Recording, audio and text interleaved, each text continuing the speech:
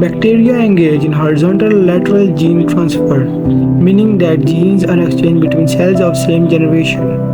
In contrast, vertical gene transfer occurs when parent passes genes to the progeny. Three methods of horizontal gene transfer in bacteria employ conjugation, transformation, and transduction, which conjugation is the most common. Transformation and transduction typically between of bacteria same or closely related species. Conjugation is enclosed by plasmids or transposons. Plasmids, circular DNA that replicate independently of chromosomes. Transposons, also known as transposable elements or jumping genes, mobile section of DNA that can move within between genomes. Conjugation with plasmid is more common than conjugation with transposons. Conjugation requires direct cell-to-cell contact.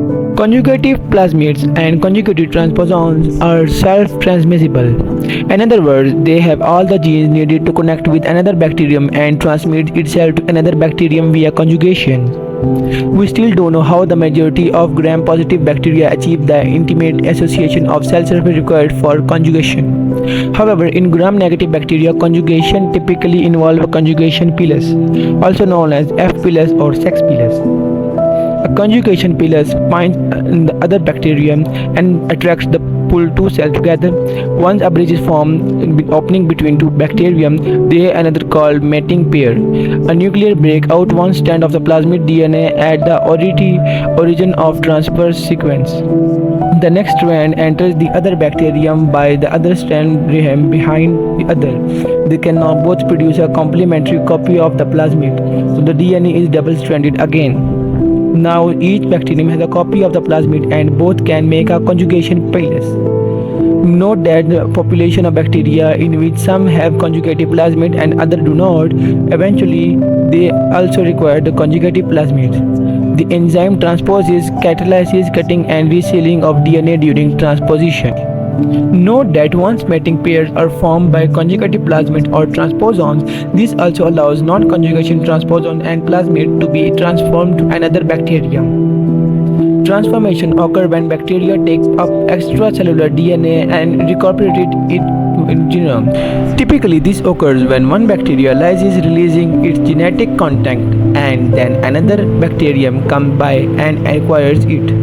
Bacteria able to bind larger amount of DNA are termed competent. Competency is a state of increased cell wall and cell membrane permeability that allows cell to uptake DNA. Many bacteria are naturally competent and so actively bind environmental DNA. After transport their cytoplasm, the bacterium can incorporate in the new DNA and their genome through the process of recombination.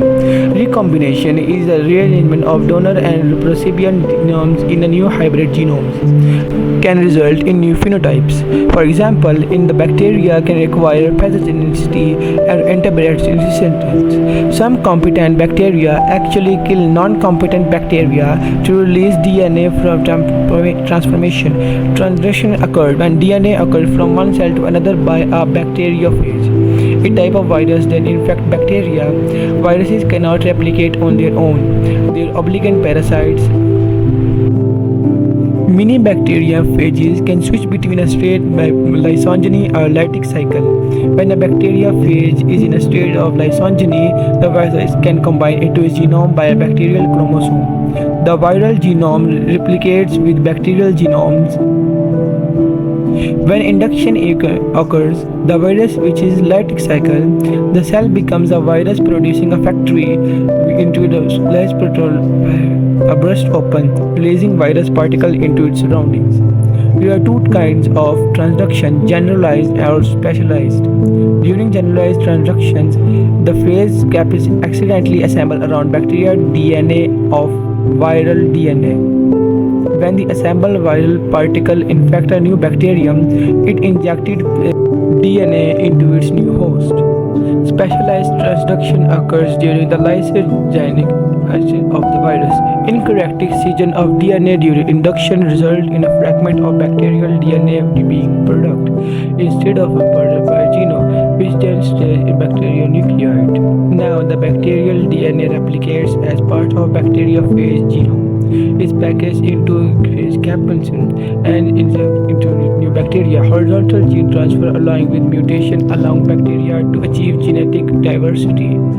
These processes allow bacteria to adopt a new environment because they enable them to respond to selective pressures. Mutation is a slow process and most mutations are harmful or neutral, not beneficial to the bacteria.